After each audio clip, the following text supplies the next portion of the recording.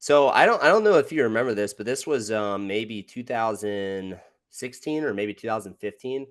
You did a camp, and I was a camp counselor with Kyle Pope in San Jose at Fremont High School. Oh yeah, Um, for Dan. yeah, I Yeah. I I think man, I wish I was more of a sponge and paid attention a little bit more to what you were showing. But I think I just remembered you. I think you were giving a hard time to Kyle about something. Something he was doing or whatever. But that's kind of what I was more focused on. I think the whole time you were showing technique. That's funny. Yeah, Kyle's a great guy. Loved I've been out there a couple times to do that camp for Dan, and always a pretty fun one to do. And I don't mind getting out to California every once in a while. So Yeah, it's uh, okay. It's a cool place. yeah, yeah, it's good. It's good to visit. I don't necessarily have desires to live there, but I like visiting and then getting back to Wyoming. Well, whenever we would go out and duel you guys in Laramie, like I always thought it was a really cool place. It kind of has like I don't know, would you say it's a college town Yeah. in Oh some yeah. ways? It's a very serious college town. I mean, I it's very similar to Stillwater, because Stillwater's kind of out in the middle of nowhere between Oklahoma City and Tulsa, and it's just really, I mean, everything about the town is surrounds the, is kind of is about the college, and the people in town are following the teams, and you go into every restaurant, every store, they've got posters up and everything, so it's very much a college town. It's got to be fun, especially being an athlete and being there and just you kind of walking around, just everybody knows you, right? Yeah. They recognize you as an athlete, and sometimes that's good and bad, but it's got Yeah, to be fun though. wrong things I find out about it, but it is good. I mean, it's like I said, you walk in. Geez, we had dinner on Sunday night, and there's the wrestling poster right next to the door when you're walking out, and um, the one of the guys that owns the bar sit down and sit next to me and talked wrestling and talked about our team and stuff for probably too long, just trying to eat, but it's cool. Yeah. And our kids get that same thing. And we're not very big. I mean, they say Laramie's like 30 in the low 30,000s, 32, something like that. I think that probably counts some of the students because it doesn't seem like it's even really that big, but definitely it's small enough to get recognized. And you guys always seem to have like a big turnout for duels. I remember this is a funny Russell Rolfing story. So he's wrestling Meredith, and there had to have been like a blood time or something. And those guys always had close matches. And on your mat, you guys have like how's your oxygen? And from my perspective, it looked like Bryce was getting a little tired. And our 97 pounder chirped like how's your oxygen? Like yells it across, and it's like dead silent, and everybody hears it. Everybody starts laughing. Yeah, it's surprising. Our facilities director, who's one of our ads, is actually Tyson Drew. When we were designing that mat, he's like, "You need to put that on the mat," and so we put it on the mat right over in front of the visitors bench, and it's surprising, I think, how effective it is most of the time. But I tell our guys, like, our guys also feel better when they wrestle out of elevation. Even though we live here and we're used to it, it's just like anything. It's like when you start factoring in emotions and you start factoring in the level of competition. I mean, if you so much of it is just where your focus is at, and if you start focusing on being tired, you're going to start feeling tired real quick in Laramie. So you gotta make sure you keep your mind somewhere else. So it can happen to the home team as well, but yeah, they had some great battles. It was always funny that Russell ended up here for 3 years going to law school, and we got to know him really well.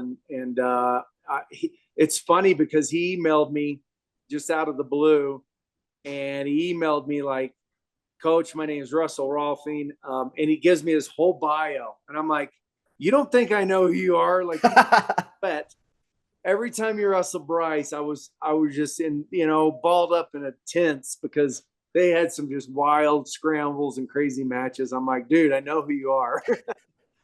So yeah. He's a big personality. Like our team culture when I was a freshman was very much like the older guys would give the younger guys a hard time.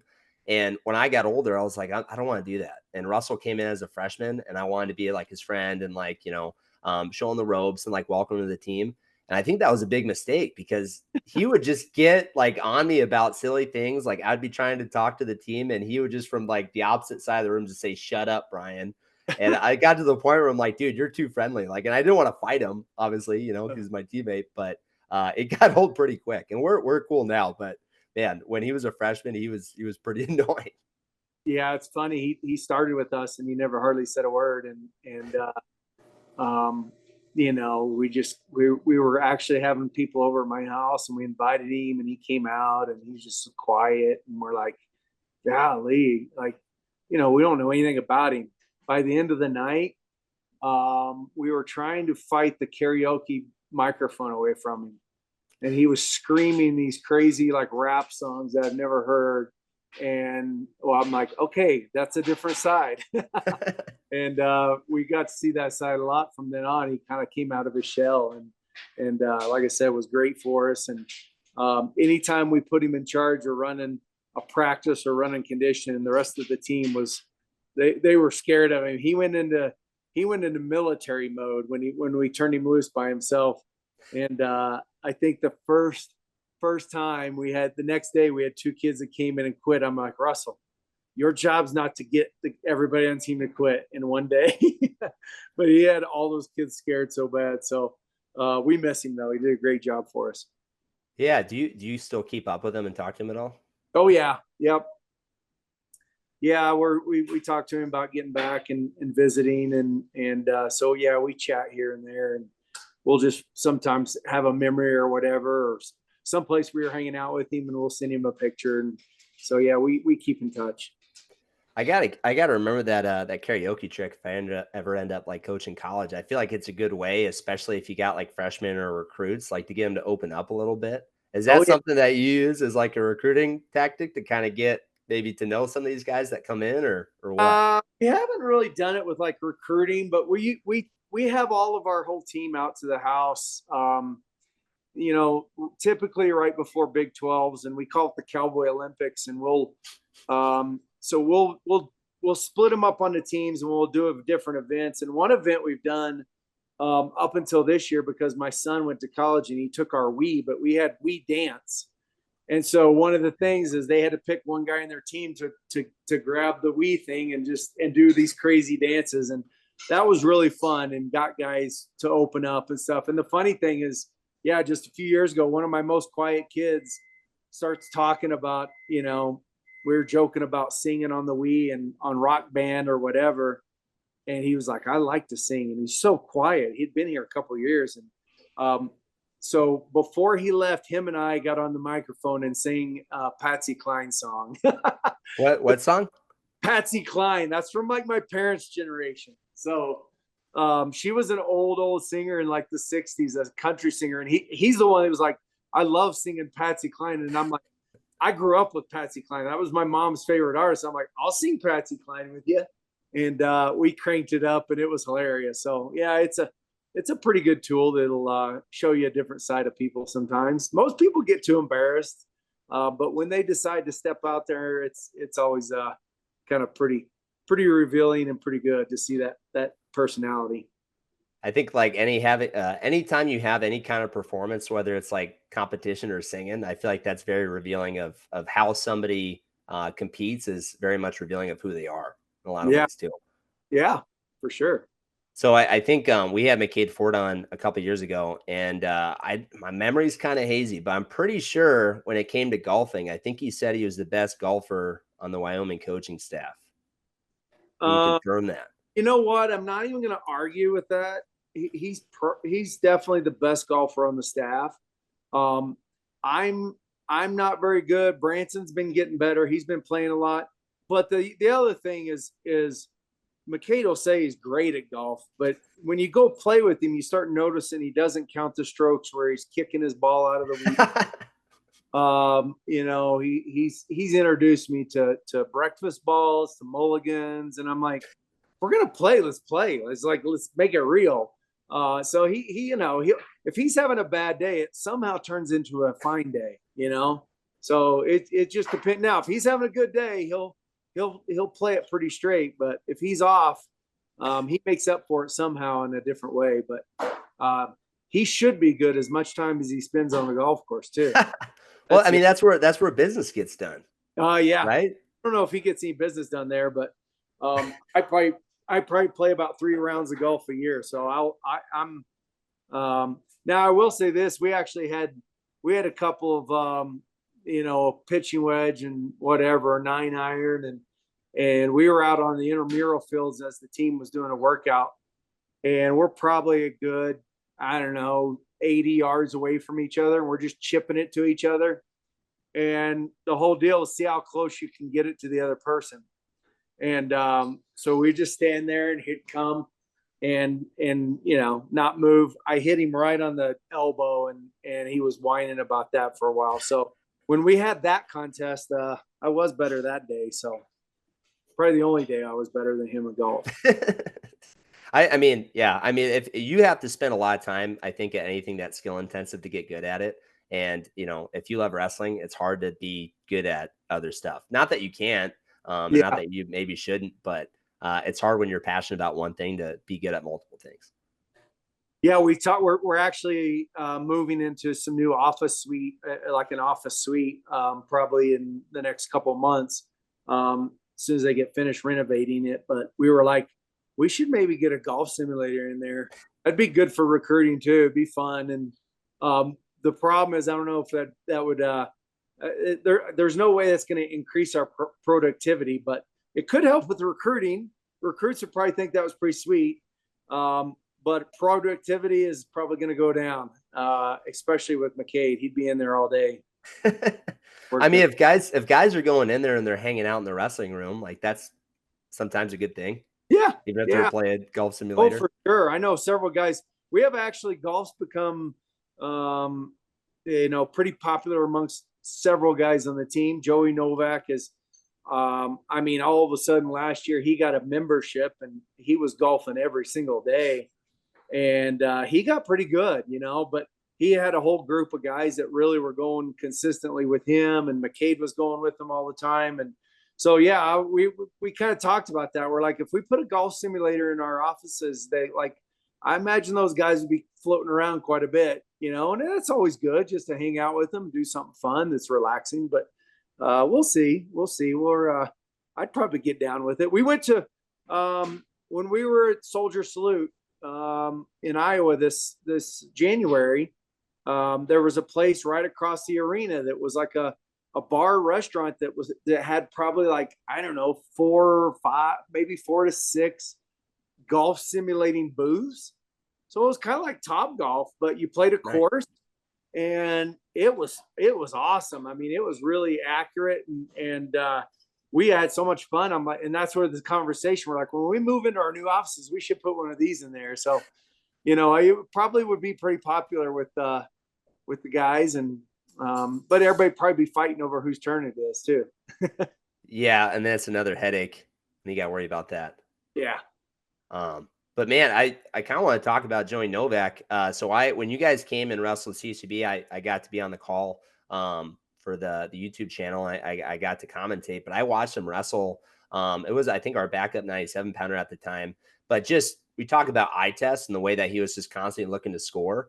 And as a freshman last year, wrestling in kind of what's, traditionally a big boy, older guy weight class, the fact that he had a pretty good record and was still able to put a lot of really good scores together, I think, on his feet in that match. I'm not going to say I called it and I was like, dude, this guy's going to be really good. But I think anybody that knows wrestling and looking at the way he was always kind of looking to score, I was pretty impressed. And I think it was really cool to see him kind of turn it on and kind of almost like a find a groove at the national tournament this year. Yeah, he definitely found his confidence, and coming out as a true freshman, he did a great job for us. Stepped in and performed well right away. Had a great Big 12 tournament. I think he was, I can't remember if he was 2-2 or 3, maybe 3-2 at nationals. Had some big wins. Really, like, we were really excited about him. but he was just so raw. And, it's also, he's one of those guys that is really fun to coach because he wrestles outside the box. And so there's some things because of that gets him in trouble, yet there's some things that really make him who he is. And so it's one of those things that, like, you never want him to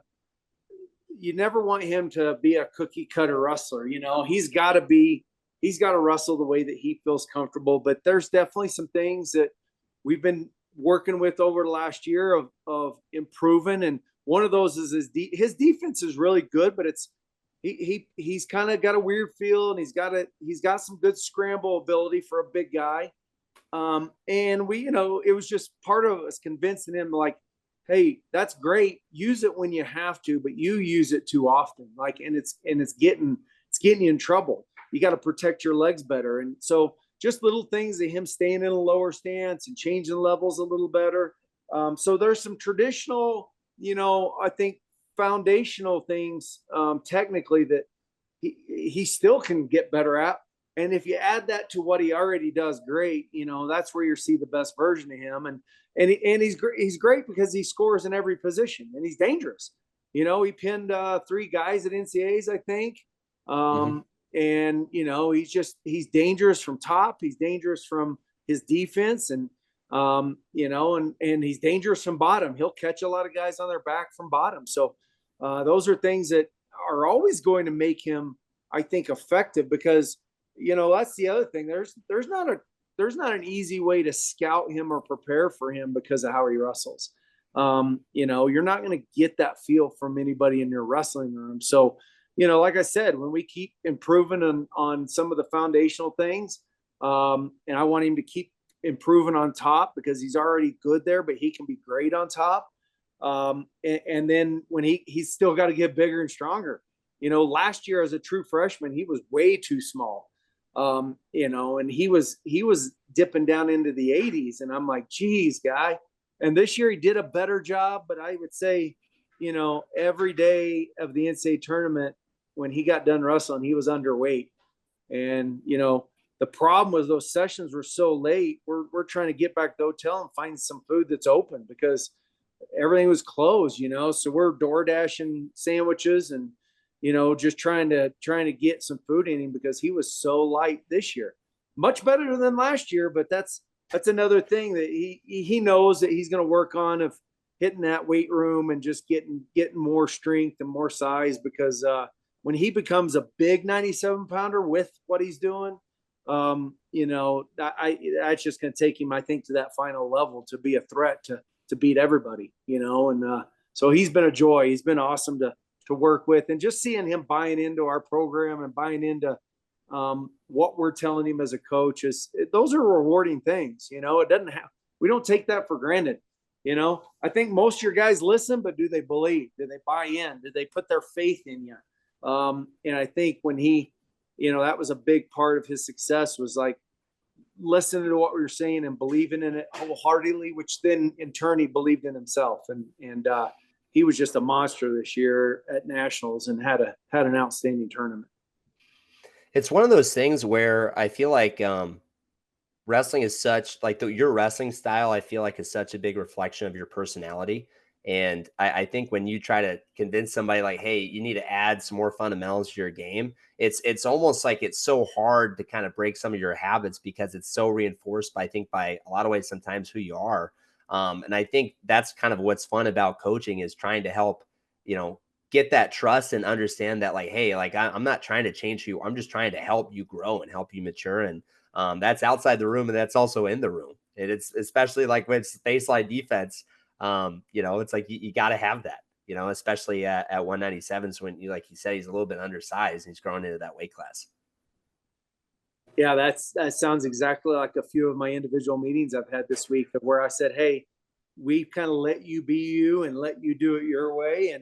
And now you got to open up and give in to what we're doing and what we're telling you. And that's exactly what I said. Is I said, I still want you to be you, and I still want you to give us feedback, but you have to make some changes. You have to do some things differently, because what you are doing, it didn't didn't work out. You didn't get the success that you wanted. And now you got to give in. And a lot of, I mean, the conversations I'm having with are guys that transferred into your program, which is a big, it's a big thing that you're dealing with now. I think everybody's dealing with, but you have kids that come into your program who are already kind of, I think, I don't want to say set in their ways, but they've been in the college and they've been with a coaching staff that may be different, and they've, a lot of these guys have already had success, so they're coming into your program, and you don't know if they're like, you didn't go through that same recruiting process that you did in high school. When we recruit kids in high school, we're usually recruiting them for a year before they decide to commit. This transfer stuff, you're recruiting kids for maybe a couple of weeks. So getting to know them and them getting to know you is not easy. And, so it's one of those things that, like I said, you get through the season, you go, now I got a season to get to know you, and I get to see how you operate. And to be honest, we're a little bit hands off sometimes with, like, I don't want to interrupt what he's doing because he's been having success. But then when you look at the big picture, you go, now I have a better idea of what we need to change. And there's some things that you're going to have to, what I've been saying is give in a little bit, like give in, say, okay, I want to put some of that trust into you, coaches. And I want to trust that you're not going to try to change me completely. Like you said, like, be part of your personality. Right. And I want you to be an individual, but there's got to be that give and take, and let's find the sweet spot where you're going to be on that podium. Yeah. And I think it's hard to have sometimes those conversations in the middle of the season because you got a competition next week, and it's like, you don't want to get in their heads. Yeah. And then it's like, coach doesn't believe in me. It's like, that's not what I said. Like, I'm just trying to help you, but it's hard to make those big changes. Yeah, exactly. That's so funny because literally I had a conversation in the middle of the year, and I was just talking about the style of wrestling and, kind of focusing on how to strategize and win a match instead of just going out to score points and just to perform. And the word I used was, I said, most time those guys don't get on the podium unless they get lucky, unless they get something to go their way. And he called this student athlete called me up that next night, or that same night, and he goes, "Hey, coach, I don't get lucky to win." And I'm like, well, I didn't say you get lucky. Like, he's like, I don't have to get lucky to win. I'm like, that's not what I said. I didn't say you get lucky to win or you need to be lucky. I'm trying to tell you what I've experienced over 30 years of being in college wrestling.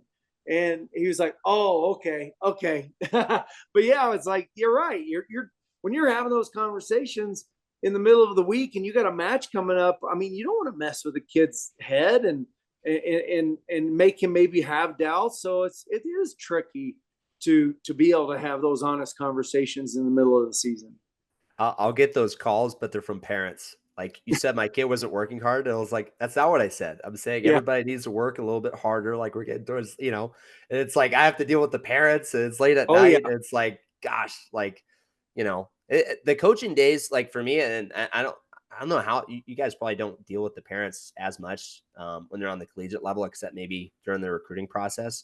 But that's one of those things where I feel like as a young coach, when it's like, I feel like I just want things to go kind of my way, and it's hard coaching up parents.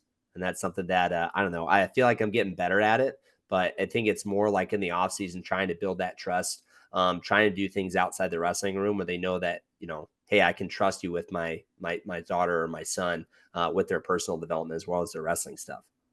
Yeah, for sure. And it's, like you said, I would say probably, 80% of the parents, that interaction is very minimal of, hey, this is the date of our banquet. Okay, awesome. We'll be there. It's like very limited. There's a few, there's obviously a few parents that sometimes you have to deal with, and maybe if it's a kid struggling, I mean, kids struggling for whatever reason, that's a lot of times I want to reach out to the parent and say, hey, is anything going on your end that I don't see? And you want to make sure and don't just, I think that's changed too, because for years and years, I almost refused to deal with parents because my philosophy was like, I'm here to help you become a man and take care of take care of you as an adult.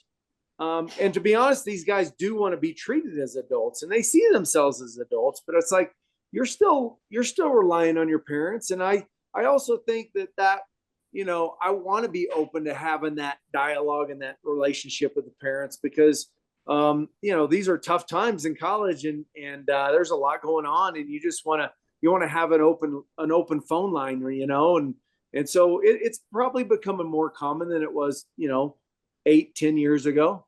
But there's still it's a lot. I think a lot of parents, and I love it too, is they're like they have that philosophy too of like, you're going out on your own. You're going across the country. You're moving away from home. Like, be a man and handle your business. And some of them do that. And I think that's good too, but every individual is different, and you got to be open-minded.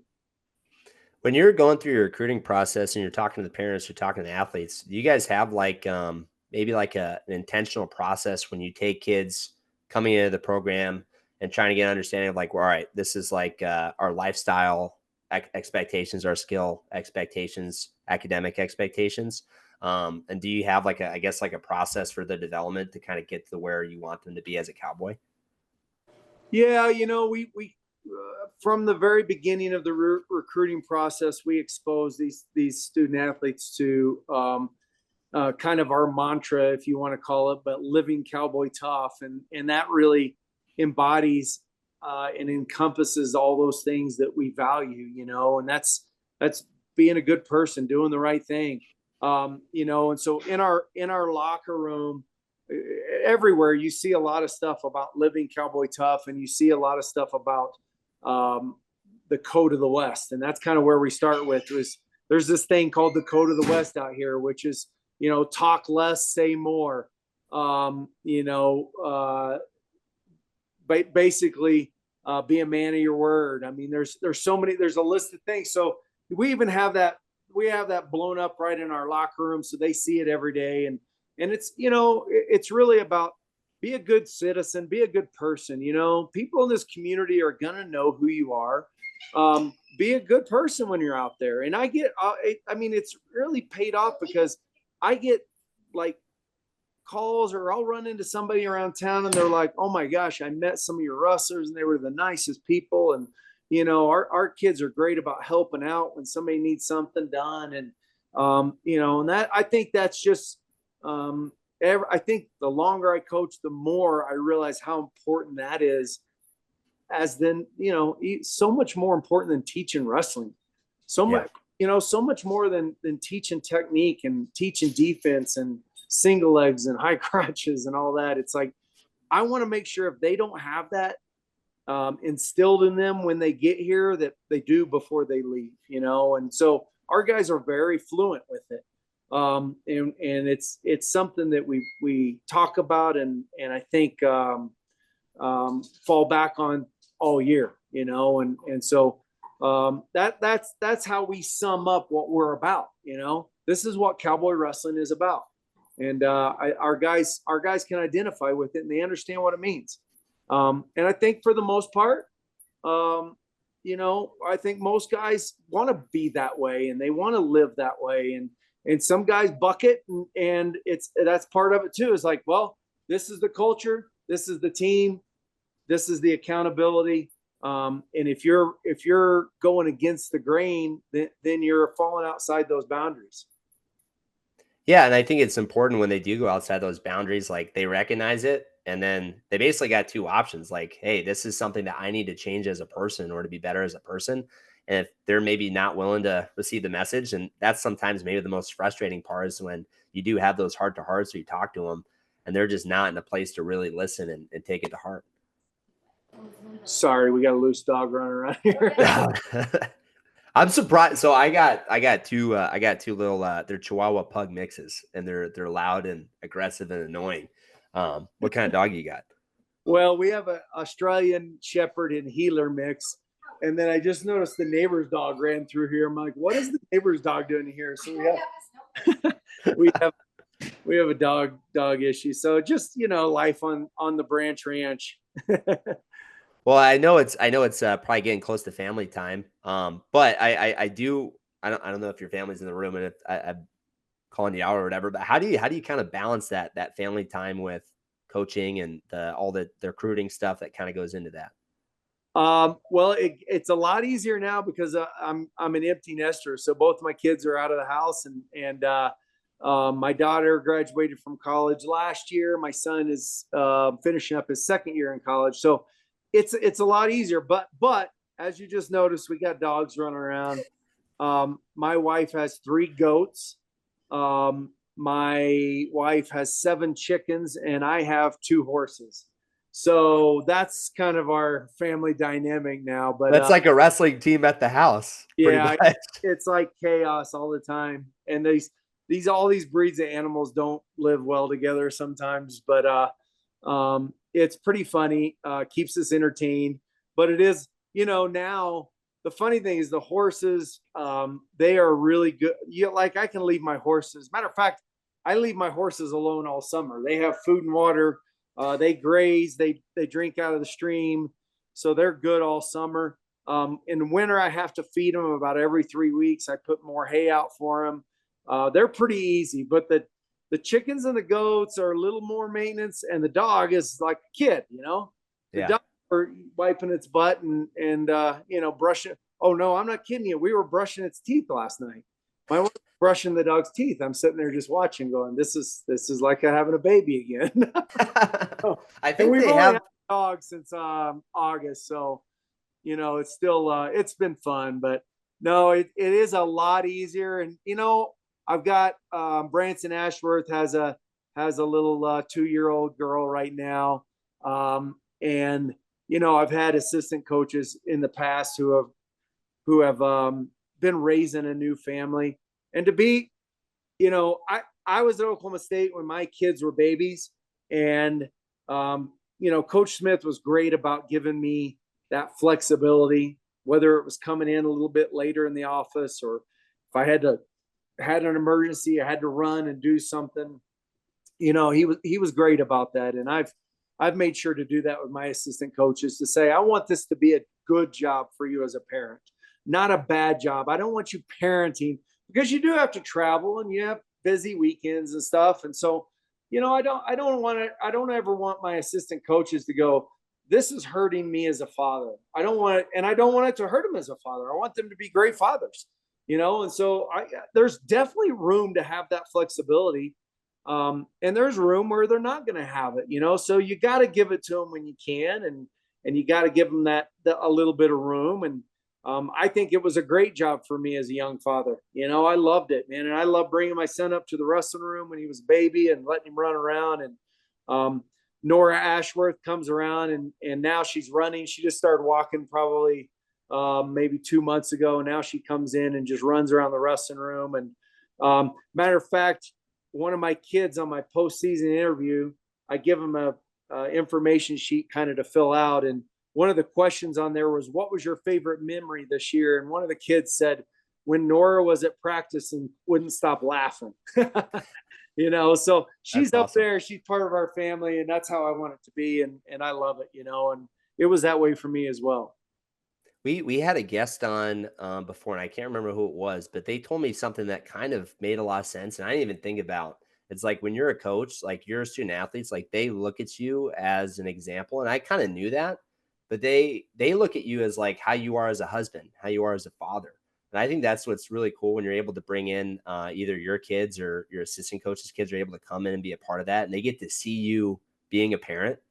Like they might not appreciate it or really understand or be conscious of it, but they're taking that in, and that's a big part of their development as they're growing up, because they remember, okay, this is kind of what it means to be a father. This is what it means to be a husband. Yeah, absolutely. We talk about, and I would say, again, I feel like I've changed a lot over my coaching career, and I've learned a lot. I've made mistakes a lot. But, one thing that we've really focused on in the last, 3, 4, 5 years is family. And we want our kids, our wrestlers, to be part of our family, whether it's coming over and having dinner or hanging out as a group or whatever. But them being a part, I just think of a lot of my extra athletes at Oklahoma State just still laugh and talk about how they remember memories of playing with my son when he would come into the wrestling room. And now my son is 6'5", 6'5". He's a He's monster. taller than you. Oh, he's way taller than me, and it's hilarious because when those guys see him, I know he came to Big 12s and NCAAs last year, or not NCAAs, but he came to Big 12s last couple of years when he was in college, and I think you run into Coleman Scott, and Coleman was just laughing like, "Oh my God, I can't believe how big you are," and I hadn't seen him in person in a few years, but they remember my son used to literally mimic Coleman's warm up. So Coleman had a warm up that he would do, and my son was 2. I mean, we moved when he was 3. So this was before my son was, 4 years old. My son would do exactly Coleman's warm up, and Coleman was his favorite. Now he doesn't remember that. I mean, I've told him that now, but Coleman knew that. I mean, at that time, I was like, Mason is doing your exact warm up. It's hilarious. Like, he does everything you do. He puts his headgear on. He does his arms the same way, and so he just loved it. Now he's seeing him as a young adult. So I want that family. I think that's so important what we're doing here, and it's important for us to we're having our banquet on May 2nd, and I brought the team in. I said, I know a lot of your families are going to come in for that banquet, and I'd love for them if they're staying the night.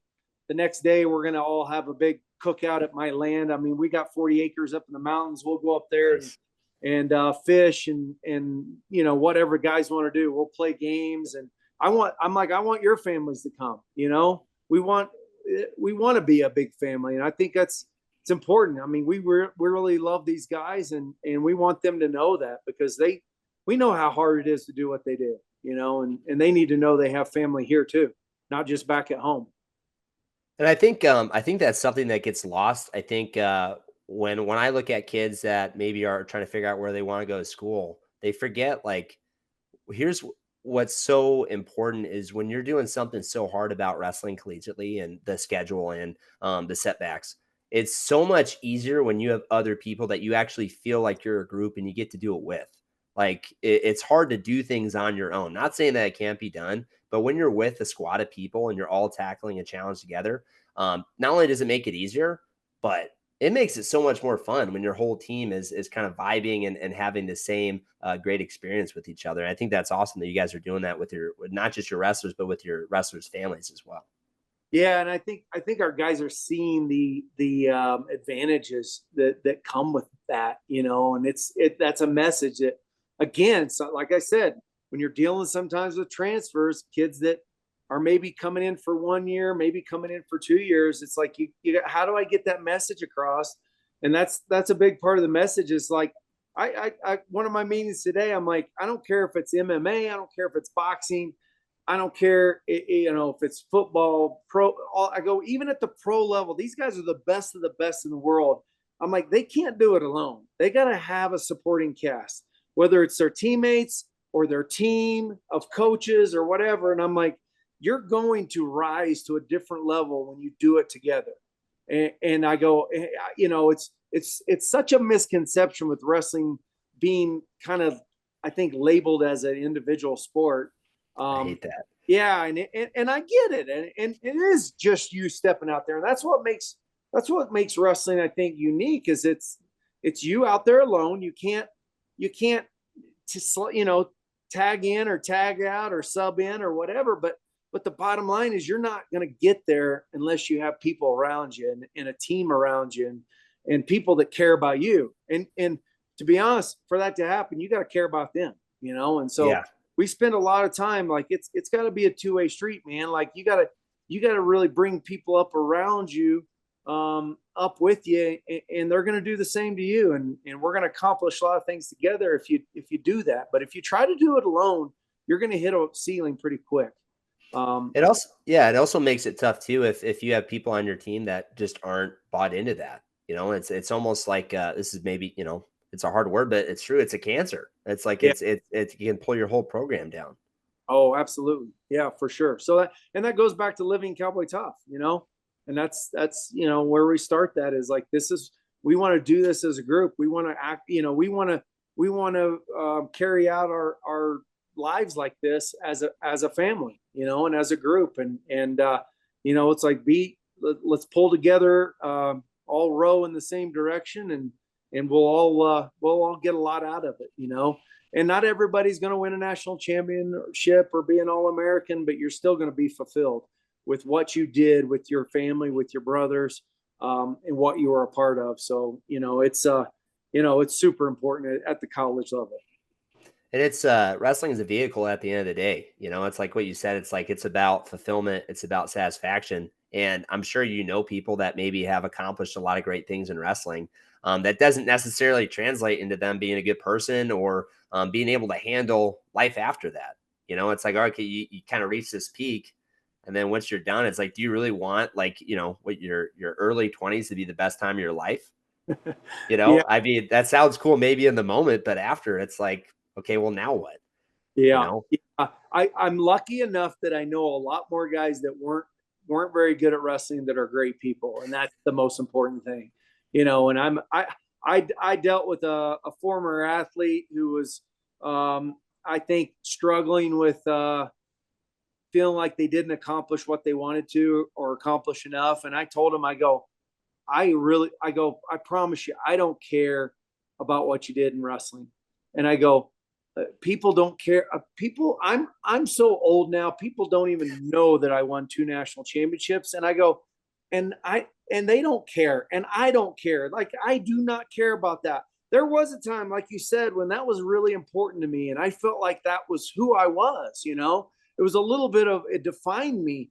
And it was like that feeling gets hollow pretty quick if that's all you're about. And not say I was all about it, but it did. It was kind of my identity, and it's hard not to, especially when you're successful. When you go around, people, whether it's camps or clinics or coaching or whatever, and all people want to talk to you is about your wrestling career, and that's how they see you. It's hard for you not to adopt that a little bit, but you get to a point where you realize, like, and it's a great thing. I mean, it's been a great thing that's like, I'm recruiting kids. They don't even know if I wrestled in college or not, And I'm like, it's probably important that they know some of that history, but I love it. Like, that's not who I am. And so it's awesome that, like I said, I know 100 times the amount of people who weren't very good at wrestling, but are great people. And those are the special stories as well, and that's something that everybody's, you can only have 10 guys on the mat at a time. And so when you have a team of 30 plus guys, there's going to be a lot of guys that aren't feeling like they're succeeding, but I think it's important to tell them what success really is. It's not just on the wrestling mat. And so that's a great point. And I don't love former athletes anymore if they won for me or if they never started for me. And I'm more proud of what they're doing as adults, as fathers, as husbands. Those are the things that really, I think, make me the most proud as a coach. And that's really cool to hear. And I think, I don't know, I love doing these podcasts, and a large part of it is because I'm always trying to grow as a coach. And I feel like I could have asked you a bunch of wrestling stuff. And I do have some wrestling stuff I do want to ask you, but it is cool, like, just being able to talk to you, like, just man to man, Yeah. and not necessarily, your accolades are pretty cool though. But I do have a couple wrestling questions though. I read this article, and it was about things that you had kind of taken from John Smith, your coaching stuff. And like, I'm big, like, I like writing my practices down, not necessarily like I have to follow it word for word, but something I can kind of go back and refer to. And I think one thing that I read is, I think he said that you kind of have a similar process, or you had a similar process, but Smith would just kind of have like this direction, like a strong direction in the practice room. When you think about how you're trying to, as a head coach, trying to get everybody, all the assistant coaches on your staff to kind of go in that same direction, how often are you guys like meeting and talking in the plan of practice? Or is it more just like, all right, we know what we need to work on, like, let's just move forward and do it, not necessarily have it scripted? Yeah, we have a set meeting every Monday morning. And so we sit down as a staff every Monday morning and talk about the week ahead, talk about the individuals, I mean, it's everything from, hey, we got to battle at a certain weight class. What are we going to do with that this week? Are we gonna weigh both guys in? Are we gonna, but then we talk about what we really kind of need to focus on in the practice room. I tell you what, like probably for as recent as maybe 3 or 4 years ago, I probably ran 90% of the practices. Now I probably run less than 60% of them. And so it's great to sit down and we talk about our vision for what we need to do that week, because I know that they're all going to be running practices too that week. Yeah. So it's, well, shoot, I would even say, yeah, I mean, maybe, yeah, less than 60%. I mean, they're running practices every week as well. And so I do want us to be on the same page. I don't tell them, I would say very, very, very frequently do I add any input into what I want them to do. I hardly ever do that unless it's something that I feel like kind of is a critical time, maybe towards the end of the year, that I just want to make sure they are kind of in the same mindset that I am. But I definitely I also just let them and I tell them, like, do not run a practice like me. Run a practice that you think's the best practice that these guys need right now. And but we do, like I said, it all starts with sitting down on Monday morning and talking about everything that we, from weight classes to injuries to wrestle offs to competition, who we have coming up on the schedule, all that stuff. But the big part of that is our practice plan. And then on Tuesday mornings, which this semester it's been Tuesday, but usually it's kind of Monday after that, we meet with all of our support staff. So we meet with our strength coach, we meet with our athletic trainer, we meet with our nutritionist, we meet with our academic coordinator, and they give us updates. So it's good because I do feel like we have a great sense of knowing where everybody's at and what I think we get a good feeling of unity there of what we need to do throughout the week. And I as I said, I write down very detailed practice stuff. I try when somebody else is writing or when somebody else is running practice, I try to kind of just write it down as we go. I'm not as good at it because I'm also, maybe that's my chance to bounce around and watch guys or help guys, but I try to keep track of it because I do like to kind of go back and reference it. And the funny thing is I don't usually reference. I have a notebook for every year I've coached here. And once I'm done with the season, I put that thing away. And sometimes I'll go reference it. Like this year when we got to the end of the dual season and I was like, man, I want to see what we were doing this year or this year. I want to see, and a lot of times I'll look back at, hey, this is a year we wrestled really good at Big 12s. I want to kind of see what we were doing. And I don't do the same thing for sure, but I definitely steal from it a little bit. Other than that, I don't steal from past years. But sometimes I'll go through and even like I said, maybe go bounce back what we did over Christmas break. Most of the time I don't reference those old books because every team's different and every year's different, but I do like having those logs and I feel like I said, I've got our coaches that I think do a pretty good job of doing that as well. So, we've got a lot of unity and closeness, I think, amongst our staff from that. And I think we can all kind of get on the same page and everybody brings a different skill set. Like that's where a lot of progress happens. I like how you talked about how you kind of keep track of all your kind of past practices from previous years. Cause it kind of puts together almost like this, I don't know, it's like data, right? That you can kind of go back and use. One thing for us that like I kind of figured out and, we're talking with our coaching staff is around the same time every year, guys get a little bit sick and it's usually like halfway through the season. Sometimes it's like our first competition back from Christmas and guys are getting their weight back down and it's cold and it's winter. So it's like, all right, we got to make sure we try to open up the doors a little bit and get some fresh air or make sure, maybe we move practice back from 9 to 10. So again, they don't go to sleep when they're supposed to sometimes, but, encourage them maybe to get a little more sleep just so we can kind of stay on top of it. I think that's super important. Oh yeah. Yeah. And then I keep in the back of my notebook just dated notes, like you said, like something I see with an individual or something I see from the team.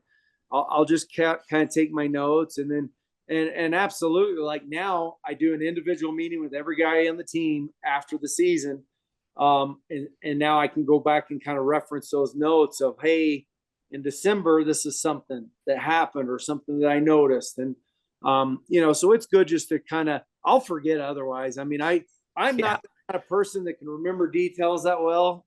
So it helps me to write everything down because I would forget half of that stuff. A matter of fact, when I go back over my notes, I'm like, oh, geez, I forgot about that. Gee, I forgot all about that. I'm pretty quick to move on to the next thing and not linger on stuff that happened yesterday. So I kind of just like, okay, yesterday's done. Let's focus on now. Let's focus on tomorrow. And so because of that, I don't remember those details very well, but it's good to have that in my notebook. Absolutely. We're kind of getting close to the end here. I do have a couple questions. One is about conference realignment. You can kind of, if there's anything, you can kind of duck the question if you want. I don't know if there is anything beyond that, but in an age where there's a lot of conference realignment, in Wyoming, I think a part was maybe like a Mountain West Wrestling Conference, like way back in the day, and then the Western Wrestling Conference. Now you guys are in the Big 12. Um, I've maybe heard some things. I don't know if you've heard anything. You don't have to acknowledge it. But I guess, how do you feel like being in the Big 12 now versus how you were in the Western Wrestling Conference? And do you feel like this is a better situation because you have access to, Oklahoma State and Oklahoma and West Virginia, where before it was like, just North Dakota State, South Dakota State. Those are all good teams, but just Yeah. kind of having a bigger conference because you can get more allocations and have a bigger Yeah. schedule. Yeah, it's a huge advantage. It's been great for us, and obviously it's so much more competitive. I mean, we were winning the Western Wrestling Conference most of the years that I was in there. Not every year, but we were at the top every year, and we won it most every year when I was coaching. But that doesn't matter to me as much as, number one, the better competition, the better recruiting. Big obviously it helps with scheduling. You have a lot more teams to schedule amongst. You don't have to go fight and find teams to schedule. So a lot of that makes life a lot easier. But the biggest thing to me is just, it really comes down to the Big 12 tournament. The Big 12 tournament is in the same arena that the NCAAs were in 2 years ago. So it's in a major arena. The finals are live on ESPN. They put up a stage just like NCAAs. They have you run out just like NCAAs. So that experience that our athletes get undoubtedly prepares them for NCAAs. And so that's a huge bonus to me. And to be honest, like, I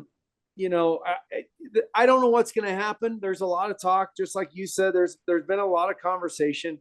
A lot of it might have to do with who's opting in, and so on and so forth. So I don't know how it's all going to shake out. I do know this, like, I can't imagine why the schools in the Big 12 conference would want to mess with something that's working.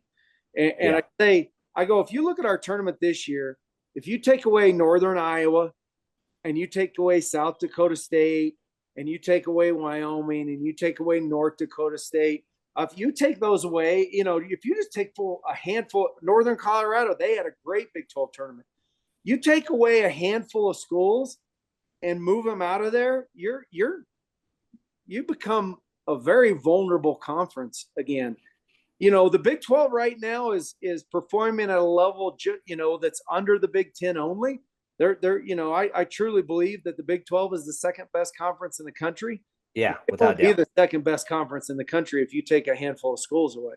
And you want to take away, you look at one of the few schools in the country that qualified all 10, Northern Iowa. You want to take away those guys? You want to take away, we had 5 guys. You want to take South Dakota State had what, 9 guys? You want to take those qualifiers out of your conference?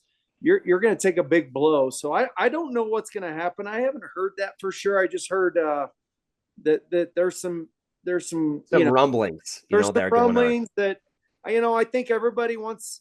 I think there's some people that think everybody has to be on the same playing field, but we've never been on the same playing field. The Power 5 schools have never been on the same playing field as the Group of 5 schools. And some of the schools aren't even Group of 5; they're FCS football. So Yeah. let's not pretend we've been on a level playing field ever, you know? And so now if you're just trying to if you're maybe trying to exclude somebody because of a roster number, it's like, well, we're not on an even playing field anyway. They don't have the same budgets. We don't have the same resources. So I just believe we have a really good thing going in a strong conference, and I don't want to see it. I don't want to see it,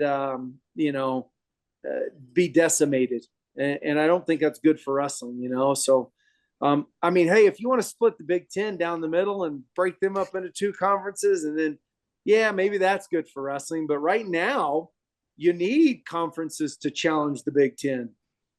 So we better move in the right direction, not the wrong direction. That's all I know. Yeah, I mean, I remember Big 12 just had 4 teams, like 6 years ago, 7 years ago? And now it's like this great product, and I think, again, what kinda drives the sport forward is competition. When there's no competition, it's tough, it's not as entertaining, and I think, again, when you're looking at, Big 12, which I don't think you can make an argument that they're not the second best, team in the or second best, conference in the country. I think ACC was putting out a good product, with what they were doing with TV and stuff. Um, I wish Pac-12 would kind of step up their game a little bit, and I think they're kind of a little bit late to the party. I remember being an athlete and feeling almost undervalued or underappreciated, like it was kind of no big deal. And I think a large part of that is they were kind of refusing to allow non-affiliate schools into the conference. And now it's like, all right, you lose Boise State, you're lucky to get Little Rock. And now you lost Stanford and Arizona State, and you're like, all right, now we're accepting, non-affiliate schools, and it's like you're too late. Like you missed the boat. They did. So They missed the boat. The Pac-12 had a chance back when the WWC merged with the Big 12. The Pac-12 could have been a part of that, or there was actually talk of a three-way merger. There was a talk of Pac-12 taking on the Western Wrestling Conference, but you're right. They were like, nope, we're not taking any more affiliates. They shut us out. The Big 12, even like I said, the Big 12 offered to do some sort of a three-way alliance. There was another proposal where everybody stays in their own conference, but we qualify together. And that would have been basically, interesting. yeah, I mean, because that's what the Western Wrestling Conference was technically an NCAA regional. So we were a wrestling conference in name only, but when it came to qualification, we qualified through the Western Regional, which is an NCAA sponsored regional. So, one idea was let's keep the regional, Pac-12 stay the Pac-12, the Big 12 stay the Big 12, but we'll all go to the same tournament, which would be the regional, and qualify together. And everybody can keep their name, everybody can keep their TV rights, and but again, I'm not going to say why that fell apart. I'm not for sure. I'm glad it did, because we would have just kind of been left in the middle with WWC, which was not really a brand that you can market. But now we're in a brand that we can market and recruit with, and the Pac-12 has shot themselves in the foot, and I don't know what's going to happen. I don't know. I mean, I want what's best for wrestling, but I also want what's best for the University of Wyoming too. Yeah, and I think I don't know. I sometimes I think as a fan, a lot of this changes that are happening in wrestling, I think is fun from a fan perspective, but as somebody that really deeply cares about the sport, I think with the conference realignment and the NIL and the transfer portal stuff, it's just getting I don't know, it's just too much. Like I feel like it's completely changing the character of the sport. And I think that's why I'm a big fan of you guys. And I feel like there are really a lot of good programs out there that are continuing to hold those values high. And I think it's important that, we highlight those programs in a good light always. Yeah, yeah. I mean, I think we've got a great product, and we've been proven over years that we continually get guys on the podium and have top 25 finishes, and I think we're in a great spot to really even build on what we've been doing. This was a great season that we had, and I'm excited about next year. And I think we've shown that. And it's just there's a lot of things talking about. I mean, we were talking about that kind of this NIL inception, where we thought it was going to be businesses sponsoring kids and kids being able to sell T-shirts and make money. And maybe they got a card, maybe if they were really great, they got a card that they got to lease for the year. And, it's obviously grown past that in the sport of wrestling. And I know it's like there is such a focus in trying to win at almost any cost. And I think there's some schools out there that have that mentality, and they have the people to back it up. And if rumors are true or close to true, they're spending a crazy amount of money. And in my opinion, it's to try to buy an NCAA trophy. And I don't know how real that was going to feel when you do it. Maybe it feels great. I don't know. I don't know, and I'm not going to know. But like I said, I understand trying to be as competitive as you can be in the moment, trying to win right now. But I have a sad feeling that if we look back on this 20 years from now and the sport of wrestling has been decimated, nobody's going to feel good about it. I know even these coaches I know coaches that are participating at the highest level, they love the sport of wrestling no less than I do. And I just kind of wonder if, like I said, 10 or 15 years, if we're whittled down to 30, 40 programs in the country, I don't know how that's going to set well with anybody, because I do not want anything to happen to the sport of wrestling. And some of the stuff going on, I don't think anybody can really argue. Some people are going to say, oh, he's, sour grapes. That's what they like to say. No. Oh, quit whining. I'm not whining. I understand it. I get it. But I am worried. And I think if we lose 20, 30, 40 programs over the next 15, 20 years, nobody's going to be excited about it. I worry about that with other sports other than wrestling too. I care selfishly about wrestling, but I think a lot of sports are going to be negatively affected with college athletics direction right now. Not only the NIL and the portal, but the house settlement stuff and basically the revenue share. I mean, there's a lot of things going on that aren't good for Olympic sports, and Olympic sports are great for this country. They're great for universities. They're great for kids across this whole United States. The opportunities it provides, and the guidance, and the discipline, and everything it provides are so powerful in this country. I don't want to see the Olympic sports get hurt, and it's scary. It's scary, but we're going to fight as hard as we can and try to keep wrestling, as relevant and as popular as we can. And we got a great fan base here. And, but part of it's, you got a cringy feeling. You got to cross your fingers and hope this thing doesn't go south. Yeah, no, I mean, that's for sure. Coach, we've been going for a little over an hour. Before we stop recording, you got anything else you want to add before we jet out? No, I got dry mouth. I'm going to go get a big old glass. It was been awesome. Oh, thank you.